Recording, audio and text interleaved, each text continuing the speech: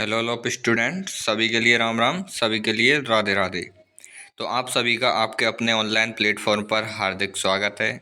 जैसा कि आप सभी को थंबनेल देखकर पता चल गया होगा कि जो हमारा आज का अति महत्वपूर्ण टॉपिक रहेगा वो रहेगा अपन का REET mains level 1 third grade की जो अपन की एग्ज़ाम है उससे संबंधित प्रत्येक दिन एक संपूर्ण टेस्ट आपके लिए डाला जाएगा, जिसके लिए आपको सबसे पहले चैनल को सब्सक्राइब करना पड़ेगा, लाइक करना पड़ेगा और कमेंट करना पड़ेगा।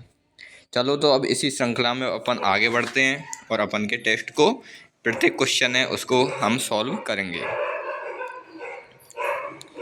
तो हमारा पहला क्वेश्चन क्या है, अति महत्वपूर्ण क्वेश्चन है कि मालवा प्रदेश में प्रचलित मारवाड़ी एवं मालवी के समरस यानी सेम मिश्रण से उत्पन्न बोली कौन सी है। समझ रहे हो कि नहीं?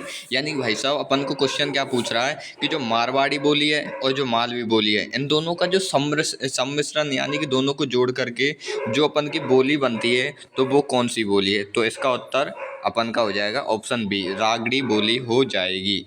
अपन को क्या है कि 1 से 150 तक संख्या लिखनी है, उसके बाद में आपको एनालिसिस करना है कि आपके इसमें कितने क्वेश्चन सही बैठते हैं और कितने क्वेश्चन गलत बैठते हैं। आपके लिए संपूर्ण टेस्ट ये दिया जा रहा है। क्वेश्चन नंबर 2 पढ़ो कि असंगत बताइए। क्या क्वेश्चन नंबर 2 क्या है, इसमें से अपन को ढूंढना है कि असंगत कौन सा है। तो देखो, नेमिनाथ बारहमासा किसने लिखी है? पालन ने। किसने? जो नेमिनाथ बारहमासा है वो किसने लिखी है? पालन ने लिखी है, एकदम सही है। बुद्धि रासो किसने लिखी है? जलहन ने लिखी है। क्या बुद्धि रासो किसने लिखी है? जलहन ने लिखी है, ये भी अपन का सही है। पिंगल शिरोमणि किसने लिखी है? तो पिंगल शिरोमणि लिखी है कुशल लाभ ने, तो ये भी अपन का एकदम सही हो जाएगा। लेकिन भाई साहब जो अपन का ये है कौन सा, समराइच्छा कहा, ये किसने? ये जिनसेन सूरी ने नहीं लिखी है, तो अपन का उत्तर क्या ये जो अपन का चौथा ऑप्शन है ये अपन गलत हो जाएगा। अब अपन पढ़ेंगे अति महत्वपूर्ण क्वेश्चन की श्रृंखला में क्वेश्चन नंबर 3 कि राजस्थानी भाषा साहित्य संस्कृति पोथीरा लिखारा गुण है। क्वेश्चन की लैंग्वेज देखो, आपको पता चल रहा होगा कि जिस तरह से हमारा पिछला पेपर आया था जिसमें बहुत से क्वेश्चंस की लैंग्वेज डायरेक्ट राजस्थानी पूछी गई थी, इसी प्रकार से आपके लिए क्वेश्चन भी राजस्थानी में लाए गए हैं। तो इसके लिए चैनल को सब्सक्राइब करना पड़ेगा और वीडियो में अंत तक जुड़े रहो, जिससे कि आपको पता चले कि टेस्ट का कितना अच्छा लेवल है, आपको कितने सरल और कितने कठिन और कितने मॉडरेट लेवल के क्वेश्चन इसमें मिलते हैं। और आपके लिए ये पहला टेस्ट है। इसी तरह से जब तक अपन की एग्जाम चलेगी आपके लिए प्रत्येक दिन एक संपूर्ण टेस्ट डाला जाएगा। क्वेश्चन नंबर 3 में क्या है, अपन को राजस्थानी भाषा साहित्य संस्कृति पोथीरा लिखारा कौन है। तो बताओ भाई साहब, तो इसका अपन का उत्तर हो जाएगा डॉक्टर कल्याण सिंह शेखावत। यानी राजस्थानी भाषा साहित्य संस्कृति जो अपन किताब है ये कौन ने लिखी है? कल्याण सिंह शेखावत ने लिखी है।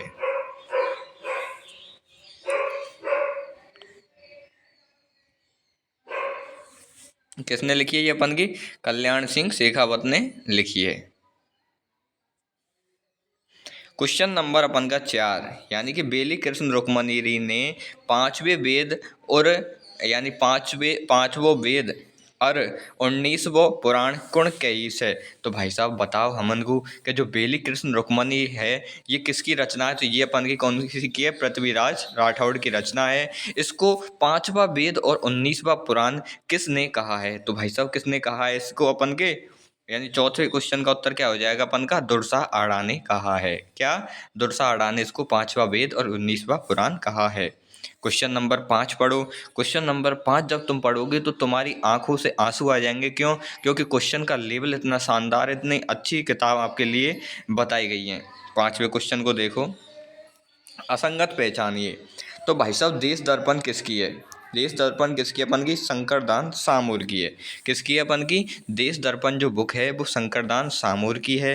दातार बामणी किसकी है? भाई साहब अपन की बांकीदास की है। दातार बामणी, हे भाई साहब दातार बामणी किसकी है? तो अपन की बांकीदास की हो जाएगी। किरतार बामणी किसकी है? दुर्सा आड़ा की। किरतार बामणी किसकी है? दुर्सा आड़ा की। लेकिन भाई साहब जो अपन की चौथी है यानी भरतेश्वर बाहुबली घोर, ये अपन की शालीभद्र सूरी की नहीं होगी। तो अपन का उत्तर हो जाएगा डी।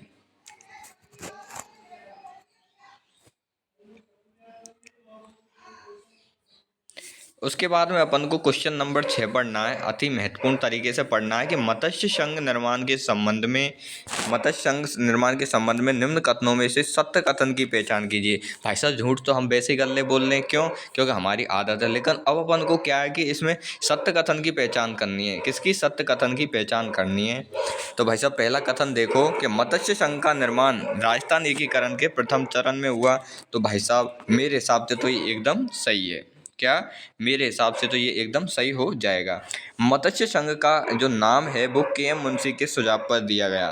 तो भाई साहब अपन की जो मत्स्य संघ है जिसमें ABCD आते हैं, इसका जो नाम है वो के.एम. मुंशी यानी कन्हैया लाल मानिकलाल मुंशी के सुझाव पर ही दिया गया था।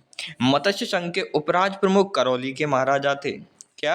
जो मत्स्य संघ है इसके जो उपराज प्रमुख है ये करौली के महाराजा थे। तो भाई साहब ये भी अपन का एकदम सत्य है। उसके बाद में क्या, मत्स्य संघ के प्रधानमंत्री कौन है? अपन के शोभाराम कुमावत थे। कौन थे? शोभाराम कुमावत थे। सो गो का माँ, समझ रहे हो कि नहीं? सो गो का माँ यानी समझ रहे हो, सो थे शोभाराम और गोते गोकुल भाई गोकुल लाल ओसावा। अपन के दूसरे जो अपन का वो बनेगा, अपन का एकीकरण होगा, जब दूसरा चरण बनेगा तो उसके प्रधानमंत्री हो जाएंगे। तो इसका जो उत्तर हो जाएगा ऑप्शन डी हो जाएगा।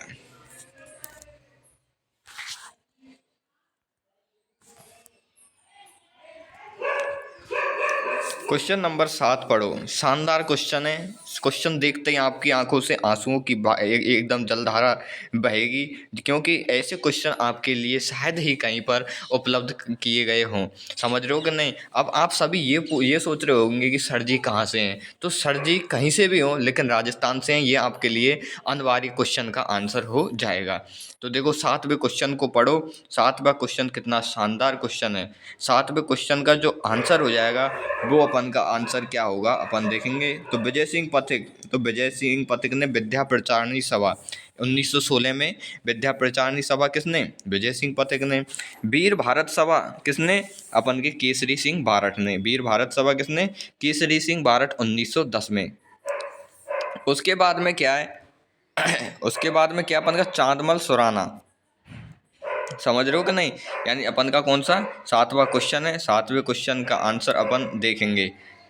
अपन का क्या, ये अपन का 1 मिनट, क्या बाई चांस मिस्टेक भाई अपन का हो ही जाता है।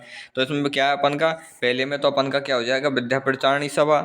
दूसरे में अपन का हो जाएगा चांदमल सुराना की कौन सी है? मारवाड़ हितकारिणी सभा। उसके बाद में क्या है? हरिभा उपाध्याय का है गांधी आश्रम हटुंडी। क्या? गांधी आश्रम हटुंडी। और जो अपन के केसरी सिंह बारठ हैं तो भाई साहब डायरेक्ट ही आंखन पे गोली चला दो, वीर भारत सभा माई। और उत्तर हो जाएगा अपन का सी।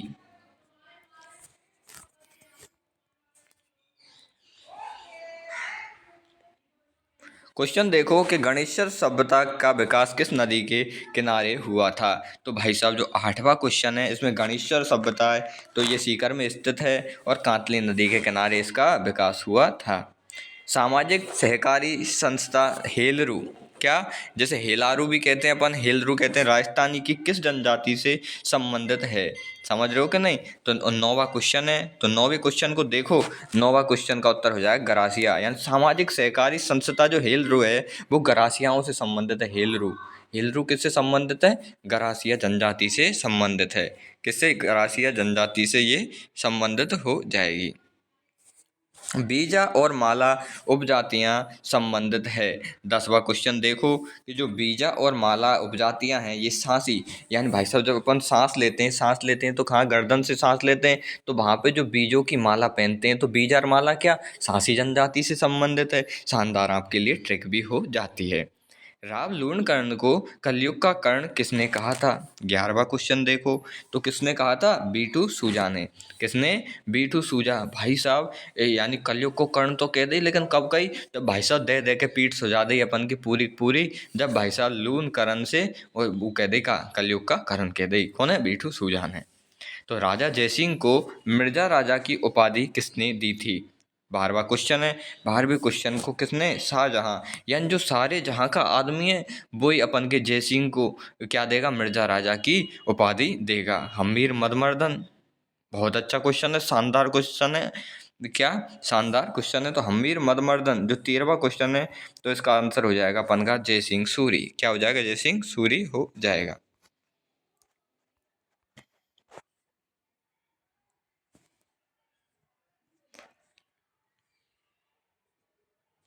यहाँ पे देखो आपके लिए लिख ही रहा, REET mains level 1 model paper है, पूरा पूरा शानदार क्वेश्चन है। शानदार क्वेश्चनों के समावेश के साथ ही आपके समक्ष इसको प्रस्तुत किया जा रहा है। अमीर खुसरो का ग्रंथ खजाइन उल फुतूह किस साके का वर्णन करता है? 14वां क्वेश्चन देखो कि जो अमीर खुसरो का जो खजाइन उल फुतूह ग्रंथ है वो कौन से साके का वर्णन करता है? तो अमीर खुसरो का कौन से का? चित्तौड़ का जो प्रथम साका हुआ था उसका वर्णन करता है। महाराणा सांगा की समाधि स्थल है। कितना शानदार क्वेश्चन है कि जो 15वां क्वेश्चन देखो कि जो महाराणा सांगा है उसकी समाधि का स्थल कौन सा है? मांडलगढ़। कौन सा बन का? मांडलगढ़। राज दरबार में पंक्तिबद्ध तरीके से बैठने के तरीकों को क्या कहा जाता था?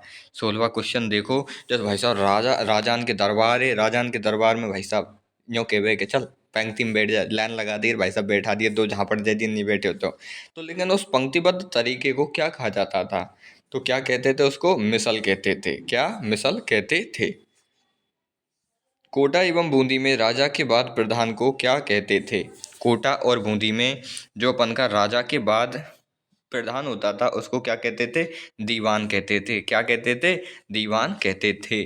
महिला क्रांतिकारी शारदा भार्गव का संबंध किस प्रजामंडल से है? शानदार क्वेश्चन है, तहलका मचा रहा है कि जो अपन की शारदा भार्गव है, शारदा भार्गव है, इसका संबंध किससे? तो अपन के कोटा से हो जाएगा। 18वें क्वेश्चन का आंसर क्या हो जाएगा? कोटा।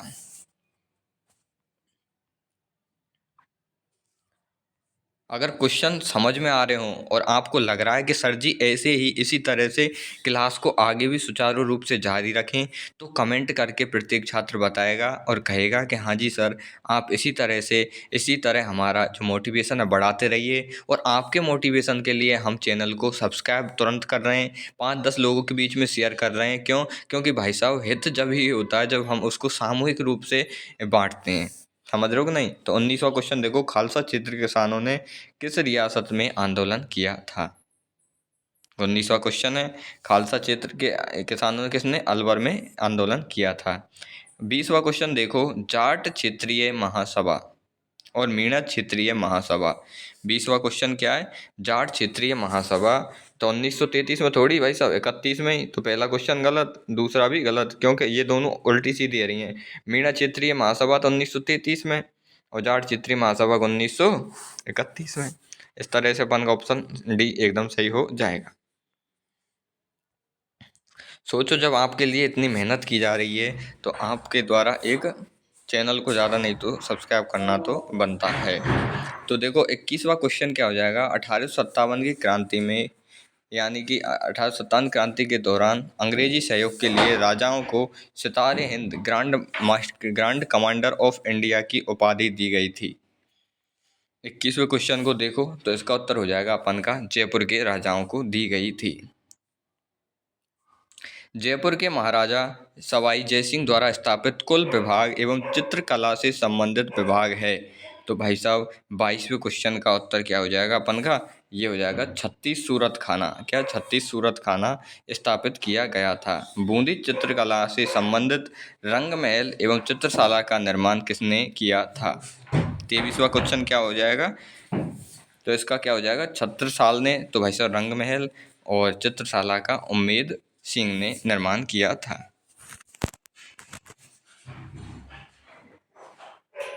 जो अपन की तारकसी है, तो तारकसी के जेवर कहाँ पे मिलते हैं? तो नाथ द्वारा में तारकसी के जेवर मिलते हैं। इंसान पहले इंसान फिर हिंदू या मुसलमान, यह संदेश किसने दिया? तो आचार्य अपन के कौन से? अपन के तुलसी, आचार्य तुलसी ने कहा कि इंसान पहले इंसान फिर हिंदू या मुसलमान होता है।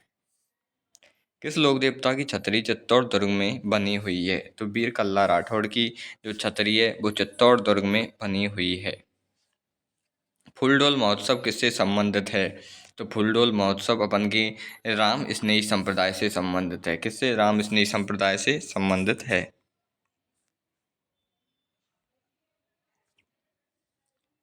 रम्मत के लिए प्रसिद्ध आचार्यों का चौक कहाँ पर स्थित है? तो बीकानेर में स्थित है। कहाँ पे स्थित है? बीकानेर में स्थित है। किस संप्रदाय के मंदिर हवेली शैली में निर्मित होते हैं? भाई साहब बताओ कि ऐसा कौन सा संप्रदाय है जिसके जो मंदिर हैं वो हवेली शैली में निर्मित होते हैं? तो कौन सा है? वैष्णव संप्रदाय। वैष्णव यानी कि जो अपन के पुजारी वगैरह होते हैं, तो इनके जो मंदिर हैं वो अपन के हवेली शैली में होते हैं। सोने चांदी की हवेली कहाँ पे? मेहनसर झुंझुनू में। कहाँ पे? मेहनसर झुंझुनू में। सुदर्शन गढ़ के नाम से जाना जाता है किसको? नाहरगढ़ को। क्यों? अच्छे दर्शन नाहर के होते हैं। अली चौहान डायनेस्टी पुस्तक के लेखक कौन है अपन के? गौरी शंकर हीरा। नहीं नहीं नहीं, 32वां क्वेश्चन क्या है? 38वें क्वेश्चन क्या है कि अली चौहान डायनेस्टी के लेखक कौन है? तो इसके दशरथ शर्मा। कौन है? दशरथ शर्मा।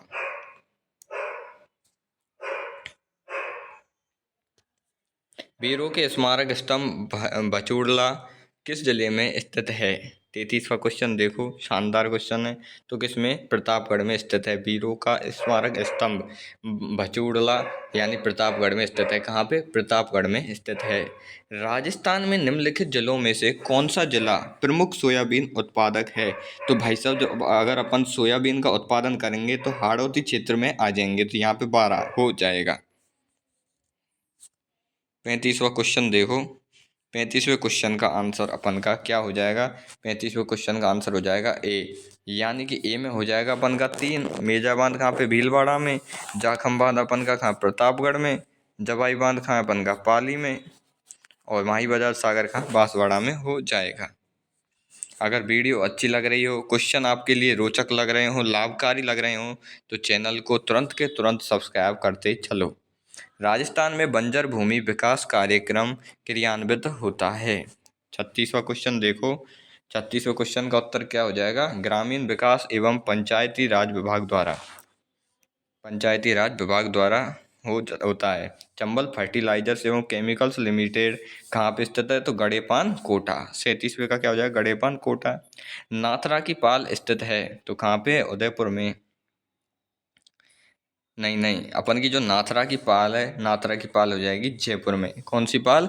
नाथरा की पाल जयपुर में हो जाएगी। लेकिन आपके लिए कमेंट में ये बताना है कि जो मांडो की पाल है, समझ रहे हो कि नहीं, ये जो अपन की फेल्स पार के लिए प्रसिद्ध है मांडो की पाल, वो कहाँ पे स्थित है?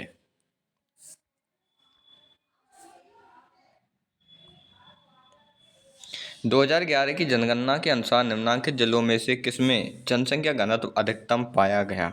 बताओ भाई साहब, जनसंख्या घनत्व सबसे ज़्यादा कहाँ पे पाया गया? 39वां क्वेश्चन है। तो कहाँ पे पाया गया ये अपन का?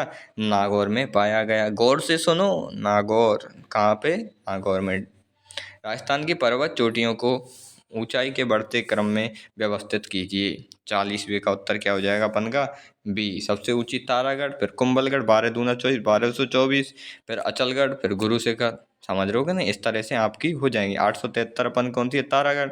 राजस्थान के कौन से जिले में उड़िया का पठार स्थित है? उड़िया यानी सबसे ज्यादा ऊपर उड़िया। उड़िया तो 1260 शायद, 1300 करीब। समझ रहे हो नहीं? तो ये अपन का उड़िया का पठार कहाँ पे हो जाएगा? अपन का सिरोही में हो जाएगा। राजस्थान का कौन सा क्षेत्र स्टेपी जलवायु प्रदेश के अंतर्गत आता है? तो स्टेपी जलवायु प्रदेश के अंतर्गत कौन सा आता है अपन का?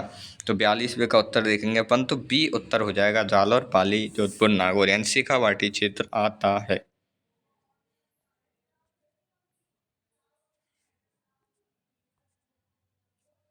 कोपेन के जलवायु वर्गीकरण के अनुसार निम्न में से कौन से यानी कि सही सम्मिलित हैं? तो कौन से सही सम्मिलित हैं भाई साहब? CWG अपन का भरतपुर, तो भाई साहब अपन का पूर्वी राजस्थान ये हो जाएगा।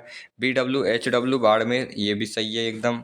अपन का BSHW, तो अपन का भाई साहब ये ना कन्फ्यूजिंग लगता है। डूंगरपुर अपन का AW में है ही। तो 43वें का उत्तर क्या हो जाएगा अपन का? 43वें का उत्तर हो जाएगा अपन का डी। 1 और 4 यहाँ सम्मिलित हैं। 1 और 4 यानी कि 1 सही है और अपन का 4 भी सही है। लेकिन BWHW भी जो अपन का बाड़मेर है वो इसी में आता है, लेकिन बहुत सी किताबों में इसको अलग भी बता देते हैं। तो इस तरह से आप एक बार इसको कंफर्म भी कर लेना कोई PYQ के द्वारा। राजस्थान के किस भाग में मिश्रित पतझड़ वाले वन पाए जाते हैं? तो भाई साहब बताओ कि राजस्थान का ऐसा कौन सा भाग है जिसमें मिश्रित और ऊपर से क्या पतझड़ वाले वन, क्या मिश्रित ऊपर से क्या पतझड़ वाले वन पाए जाते हैं? तो कहाँ पे पाए जाते हैं? उदयपुर, चित्तौड़, सिरोही और बूंदी में। कहाँ पे? उदयपुर, चित्तौड़, सिरोही और बूंदी में मिश्रित पतझड़ वाले वन पाए जाते हैं। 45वां क्वेश्चन देखो। ऐसा क्वेश्चन अगर एग्जाम में बनता है तो अच्छा अच्छा जो स्टूडेंट है वो धोखा खा जाता है, उसकी आंखों से तुरंत के तुरंत आंसू आने लग जाते हैं। लेकिन इन आंसुओं की प्रबल धाराओं को समझने के लिए आपके टीचर, आपके भाई, आपका दोस्त सुनील सुनील चतुर्वेदी जी ने आपके लिए फुल टेस्ट 150 क्वेश्चन का सॉल्यूशन आरंभ कर दिया है, जो कि 30 दिनों तक आपके समक्ष रोजाना प्रस्तुत होगा और आपकी जो तैयारी है उसमें धार का कार्य करेगा, जिसके लिए आपको चैनल को आगे भी जुड़ना पड़ेगा। 45वें क्वेश्चन का आंसर क्या हो जाएगा अपन का? या जालौर का क्या अपन का? भालू। भीलवाड़ा का मोर। और झुंझुनू का अपन का क्या? तीतर। लेकिन जयपुर का तो शायद चीतल है, शायद, मे बी पॉसिबल। लेकिन एक बार कंफर्म कर लेना, अपन का उत्तर अपन का सी हो जाएगा।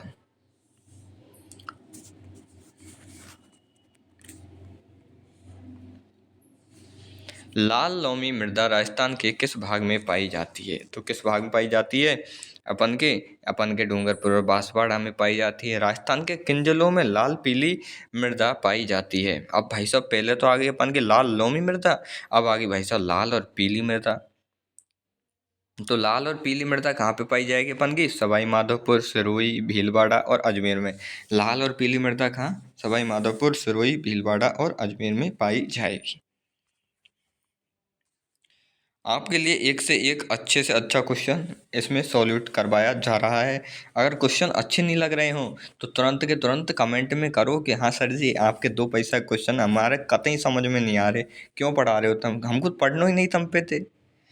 तो भाई साहब तुम चले जाइए, और तो कह सके तुम थे। लेकिन जहाँ जहाँ तक अकॉर्डिंग टू मी क्वेश्चन अच्छे हैं, लेवल के। निम्न में से सुमेलित नहीं है, बताओ भाई साहब कौन सा इसमें से सुमेलित नहीं है? 48वां क्वेश्चन है। तो पदमपुरा तो अपन का कहाँ? गंगानगर में एकदम सही हो जाएगा। कथौली, कथौली कहाँ? टोंक में। पदम यानी बायोमास ऊर्जा परियोजना के जो केंद्र हैं तो कहाँ, कौन कौन से केंद्र हैं? गंगानगर में तो पदमपुरा है, कथौली में अपन का टोंक है, भंवरगढ़ बारा में, भंवरगढ़ बारा में। लेकिन अपन का उत्तर हो जाएगा सी। एकदम गलत हो जाएगा, क्यों? सारथल अजमेर में है ही नहीं। तो कमेंट करके बताओ कि सारथल है कहाँ पे। 49वां क्वेश्चन है कि 31 मार्च 2021 तक राजस्थान के राष्ट्रीय राजमार्ग के अंतर्गत कुल सड़कों की लंबाई कितनी है? 49वें क्वेश्चन का उत्तर क्या हो जाएगा?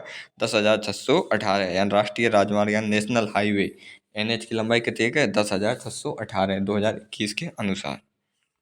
क्वेश्चन कैसे भी और कहीं से भी बन सकता है सर, ये नहीं कि नहीं सर जी ऐसे ही बनेगा। दूध बावड़ी कहाँ पर स्थित है? दूध बावड़ी कहाँ पे स्थित है? तो अपन की माउंट आबू सिरोही में दूध बावड़ी स्थित है। 3 दिसंबर 2022 को नई दिल्ली में आयोजित अंतर्राष्ट्रीय दिव्यांग दिवस आयोजन में प्रदेश के किस जिले को देश भर में सर्वश्रेष्ठ जिले का पुरस्कार प्रदान किया गया था? तो बता भाई साहब, दिव्यांग दिवस पर नई दिल्ली में 3 दिसंबर 2022 को पुरस्कार प्रदान किया गया था। तो अपन का 51वां क्वेश्चन है, इसका उत्तर क्या हो जाएगा? अपन का सी, यानी अलवर को किया गया था। तो ये अपन के क्या है कि थोड़े हाई लेवल के क्वेश्चन है, इसलिए हाल ही में राष्ट्रीय स्तर पर यानी स्वच्छ विद्यालय पुरस्कार से राजस्थान के कितने विद्यालयों को सम्मानित किया गया है? 53वां क्वेश्चन देखो। 53वें क्वेश्चन क्या? 2 विद्यालयों को।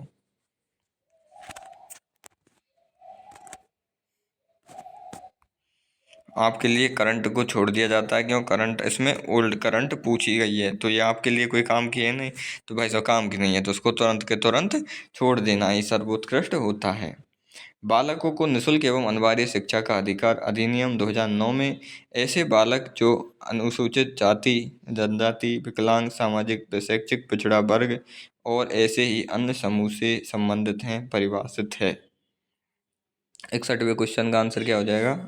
हो जाएंगे असुविधाग्रस्त बालक। निम्नलिखित में से RT एक्ट 2009 के अनुसार एक शैक्षिक वर्ष के लिए सही नहीं है। तो भाई साहब कौन सा सही नहीं है, तो इसमें ये सही नहीं है अपन का डी। कौन सा सही नहीं है अपन का 65 में डी, क्योंकि यहाँ पे 1000 घंटे होना चाहिए था, कितने 1000।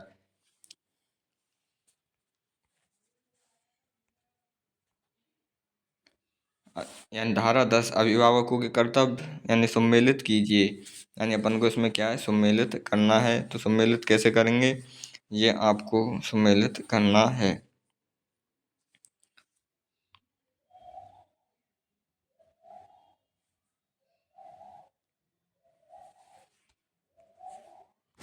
आपने देख लिया होगा इसको सम्मिलित करके।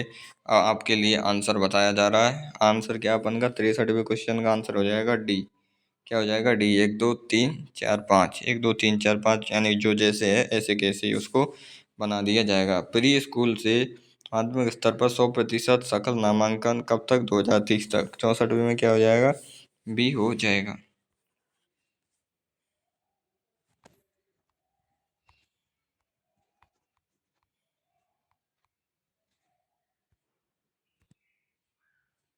शिक्षा नीति 2020 के संबंध में कौन सा कथन सत्य है।